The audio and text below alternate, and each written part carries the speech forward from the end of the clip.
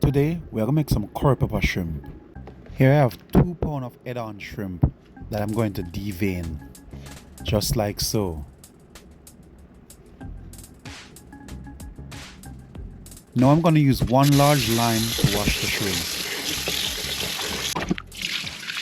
Now I'm gonna chop 2 stalks of scallion, a bunch of thyme, and 3 cloves of garlic.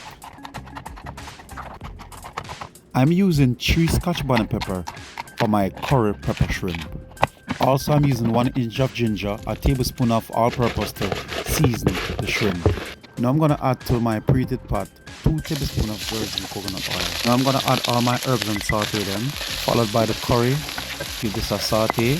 Now I'm gonna add a tablespoon of pimento seeds / allspice, followed by the shrimp. Let this cook 5 minutes. Then a teaspoon of salt. Give this a stir. And there you have it, curry pepper shrimp.